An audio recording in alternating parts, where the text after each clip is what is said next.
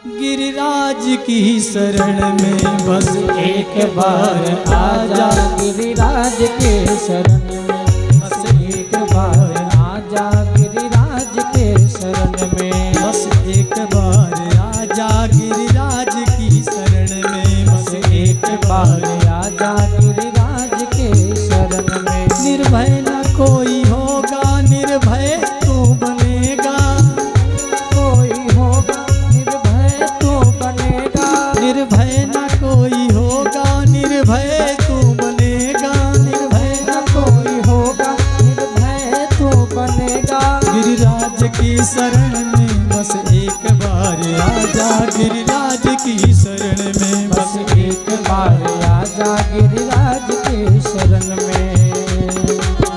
बोलिए गिरिराज भगवान की जय हो। तालियों की सेवा करते हुए हरि बोल।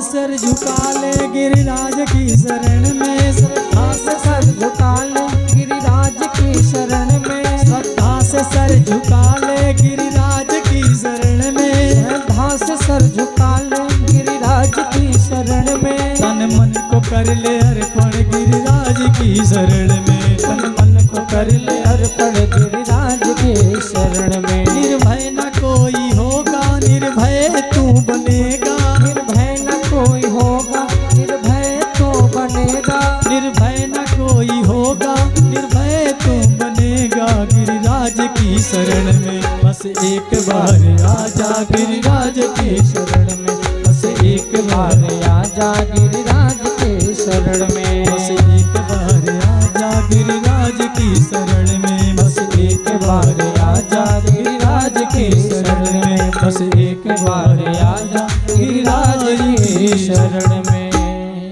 कन्हैया ने कहा आप सभी ब्रजवासी गिरिराज की शरण में आकर के देखो।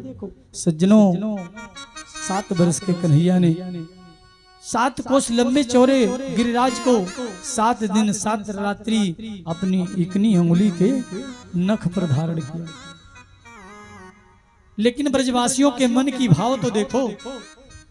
जब कन्हैया ने अपनी बाएं हाथ की इकनी अंगुली पे गिरिराज को धारण किया ना, तो सभी ब्रजवासी बोले लल्ला तू थोड़ा आराम कर लो। अरे 3 दिन है गए, जरा सा तुम आराम नहीं किए, तुम थोड़ा आराम तो कर लो।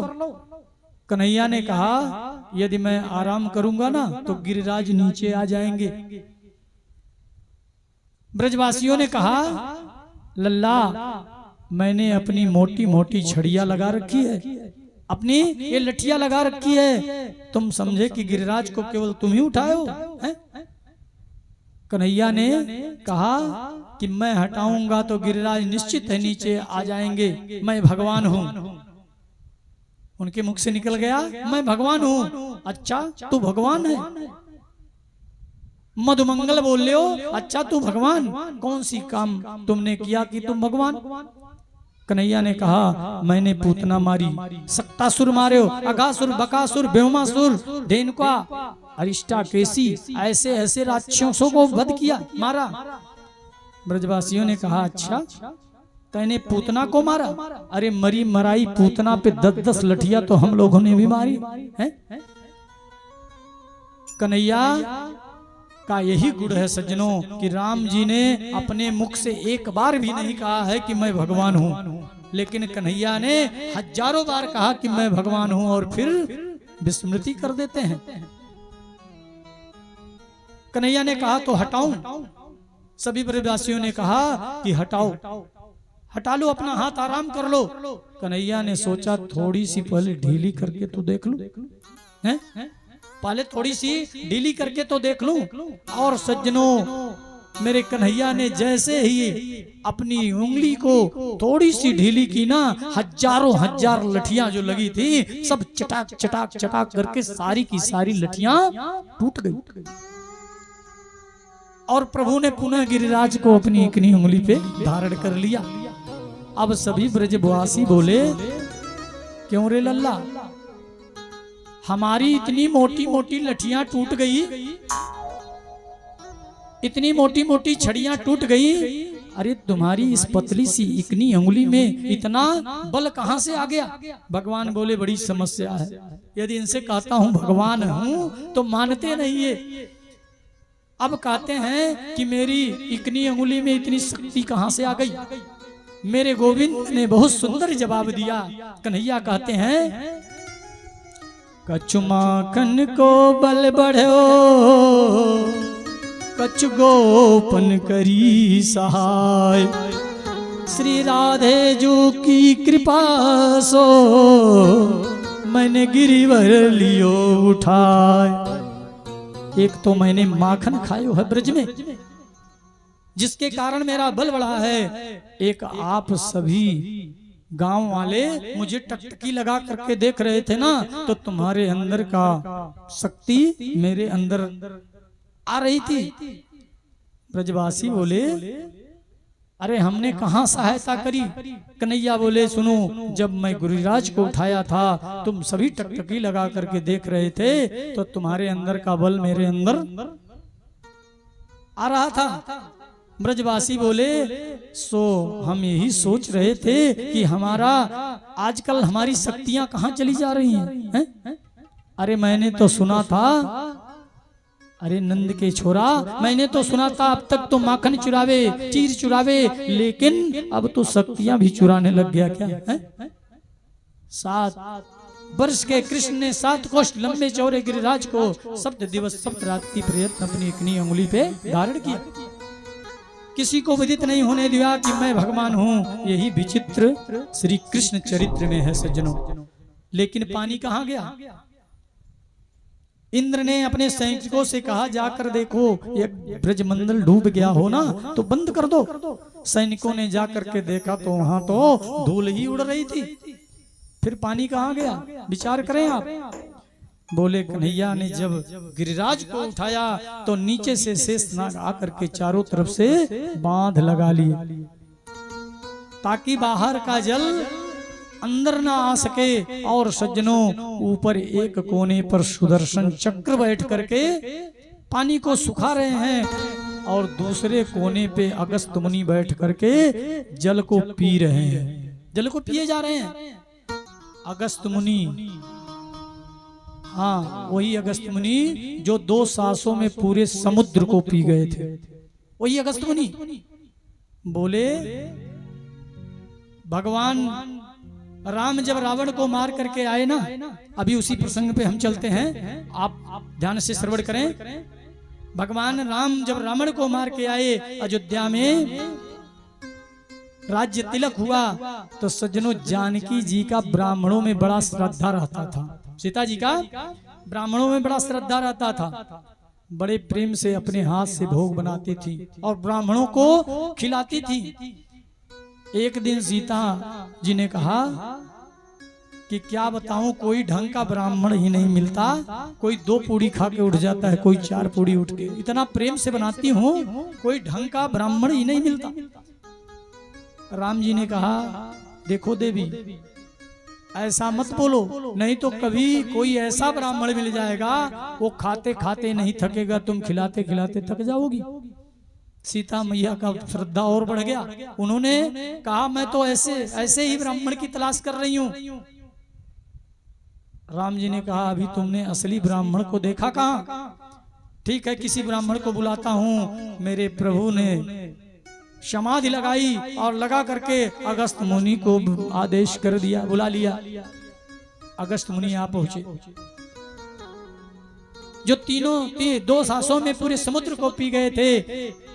अगस्त मुनि ने कहा, क्या आज्ञा है प्रभु, आप बतावें। राम जी ने कहा, आज का भोजन हमारे घर आप पाओ। अगस्त मुनि आ गए, भगवान राम ने और जानकी जी ने उनका खूब स्वागत किया, चरणों में प्रणाम किया, चरण को धोया। राम जी बोले महाराज का भोजन आप प्रारंभ करो। माता जानकी बोली मैं तो चाहती ही थी। अब जानकी जी ने देखा कि दुबला पतला सा ब्राह्मण कितना खाएगा है? माता जानकी कहती हैं ठीक है। अब सज्जनों रसोई घर के द्वार पर महाराज का आसन लगा दिया सीता मैया ने, जानकी जी ने। छोटे छोटे कटोरियों में खूब व्यंजन को परोस दिया। अगस्त जी देख रहे हैं, विचार कर रहे हैं कि इनका क्या मैं करूं। पुनः अगस्त ने कहा ठीक है। अगस्त जी भोजन प्रारंभ कर दिए। और सज्जनों जानकी जी ने कहा महाराज भोजन शुरू करिए आप। अगस्त जी थाली की ओर देख रहे हैं, लेकिन जानकी जी के कहने पर अब अगस्त मुनि अपना भोजन प्रारंभ कर दिए। 11 बजे भोजन शुरू किया महाराज ने, और सायंकाल हो गई, उनको डकार तक नहीं आई। सीता मैया बनाए जा रही हैं, उनको परोसे जा रही हैं, अगस्त मुनि मुख में उड़ेले जा रहे हैं। 11 बजे शुरू हुआ और सायंकाल हो गया, उनका अखंड भोजन चलते चलते डकार तक नहीं आई। जानकी जी 15 बार आटा गूंथ चुकी थी। जब सायंकाल हो गई तो अगस्त जी से बोली और चाहिए, आकर के बोली और चाहिए। अगस्त जी बोले अभी तो शुरुआत नहीं हुआ और पूछने आप आ गई हैं? जानकी जी ने कहा नहीं बाबा सुनिए, मेरा ये भाव नहीं था, आप प्रेम से पाइए। जानकी जी गणेश जी को बुलाएं, उनकी दोनों पत्नियों को बुलाई, रिद्धि सिद्धि को। रिद्धि सिद्धि आई, बोली आज्ञा माता। जानकी जी बोली देखो महाराज का अखंड भोजन चल रहा है, कुछ भी हो जाए इन्हें उठना नहीं चाहिए। सारे भंडारे को खोल दो और जहां रिद्धि सिद्धि आ जाए आप विचार करो कोई कमी हो सकती है? लेकिन महात्मा भूखे नहीं उठने चाहिए। रिद्धि सिद्धि आ गई। अब महाराज जी गणपति महाराज पूड़ी छान रहे हैं और रिद्धि सिद्धि पूड़ी बेल रही हैं, सब लगे हुए हैं। और सज्जनों गणेश जी रसोईया बन करके नवनिधि को बुलाया, रिद्धि सिद्धि नवनिधि मिल करके सब पूड़ी बना रही हैं और गणपति महाराज को परोसे जा रही हैं। अगस्त महाराज उसे अपने मुख में उड़ेले जा रहे हैं। 15 दिन और 15 रात्रि हो गए, अखंड भोजन चल रहा अगस्त मुनि का। कितने? 15 दिन 15 रात्रि हो गए। जब 16वां दिन हो गया, अगस्त महाराज के चेहरे पर कोई सिकुड़न तक नहीं आई। वो तो अविश्राम गति से भोजन कर रहे हैं। लेकिन सज्जनों 17वां दिन जब भोजन का चल रहा था तो जानकी जी आई, आकर के कहती हैं महाराज को प्रणाम। महाराज जी ने कहा सौभाग्यवती भव। अगस्त महाराज ने आशीर्वाद दे दिया, लेकिन अभी वार्ता करने का समय नहीं है। मेरा तो भोजन चल रहा है, अभी मैं बात नहीं कर सकता। जानकी जी बोली मैं कोई बात करने नहीं आई हूँ महाराज, मैं तो ये कहने आई हूँ कि जब आधा भोजन हो जाए ना तो जल पी लेना। अगस्त मुनि ने कहा जब आधा हो जाएगा तो हम जल पी लेंगे। जानकी ने सोचा हे भगवान अभी यहाँ आधा भी नहीं हुआ है, अभी आधा भी नहीं हुआ। महाराज का भोग चल रहा है। 17वें दिन सायंकाल के समय भगवान राघवेंद्र सरकार का आगमन हो गया। राम जी ने आकर के देखा, जानकी जी एकदम चिंतित हैं। गणपति महाराज अस्त व्यस्त हैं। 9 दिन ही रिद्धि सिद्धि सब थक चुकी हैं, हार चुकी हैं, सभी चिंता में पड़ी हुई हैं। राम जी ने श्री जानकी जी की ओर देख करके कहा क्यों देवी, खूब कहती थी कि कोई ढंग का ब्राह्मण नहीं मिलता है, अब खिलाओ, भोजन चल रहा है उनका, अब उन्हें उठने मत देना। जानकी जी बोली सुनिए ऐसा ब्राह्मण फिर मेरे घर कभी मत बुलाना ऐसा ब्राह्मण मेरे घर फिर कभी मत बुलाना। बोले क्यों? ये भी कोई बात हुई? अरे इसने श्रद्धा की टांग ही तोड़ दी है। 17 दिन से अविश्राम गति से भोजन इनका चल रहा है। 18वां दिन पूरा हो गया, अभी बोलते हैं आधा नहीं हुआ है। राम जी बोले आप रोज बोलती थी ना, अब कराओ भोजन। भगवान राम रसोईया के द्वार पर आ गए और अगस्त मुनि का भोजन चल रहा था। अगस्त मुनि ने तिरछी नजर से राम जी की ओर इशारा किया कि रहने दे कि और चले हैं। राम जी के इशारे पे सारा काम चल रहा था। 18वें दिन शाम को महाराज जी को डकार आ गई। 18वें दिन डकार आ गई, लाओ देवी मुझे जल पिलाओ। राम जी ने कहा देवी महाराज जी के लिए जल लाओ। सीता मैया ने सोचा जो 18 दिन से अविश्राम गति से भोजन कर रहा है वो जल भी तो उसी ढंग से पिएगा है? 1-2 घड़े से तो काम चलने वाला नहीं। राम जी कहते हैं अब जल लाओ। जानकी जी ने कहा जल की व्यवस्था नहीं हो पाएगी, जल की व्यवस्था नहीं हो पाएगी। अगस्त्य जी बोले देवी हम जल भी पीते हैं तो बड़ा ढंग से पीते हैं, रोज रोज थोड़ी पीते हैं। अरे 2-4 युगों में कभी 1-आध बार पी लिया करते हैं। राम जी ने कहा तो जल की व्यवस्था अब नहीं हो पाएगी आपकी, है ना। ऐसा करिए इस जन्म में, इस अवतार में, त्रेता युग में आप भोजन कर लीजिए और द्वापर में आकर के आप जल ग्रहण करिएगा। जब हम गोवर्धन गिरिराज को अपनी इकनी उंगली पे उठाऊंगा तो उस समय मैं आपको आवाज लगाऊंगा, तब आकर के आप जल को ग्रहण करना। आज जब कन्हैया ने अपने बाएं हाथ की इकनी उंगली पे गिरिराज को धारण किया तो तुरंत जो है अगस्त मुनि को याद किया। अगस्त मुनि आकर के एक कोने बैठ करके सारा का सारा जल ग्रहण कर गए। सज्जनों किसी को विदित होने नहीं मिला। इंद्र जब आकर के देखे तो धूल ही धूल चल रहा था। इंद्र को जब पता चला ये तो भगवान हैं, साक्षात परमात्मा हैं, उन्होंने सोचा बहुत बड़ा अपराध हो गया मुझसे। इंद्र ने आकर के गोविंद के चरणों में प्रणाम किया। और सज्जनों इंद्र को भगवान ने क्षमा कर दिया। ध्यान दीजिएगा, इंद्र को भगवान ने क्षमा कर दिया। लेकिन ब्रह्मा ने भी एक गलती की थी। ब्रह्मा ने भी एक गलती की थी कि भगवान के ग्वाल वालों को, उनके बछड़े को ले जा करके योग माया की सैया पे चुरा करके रख लिए थे। लेकिन ब्रह्मा को भगवान ने क्षमा नहीं किया था। क्यों?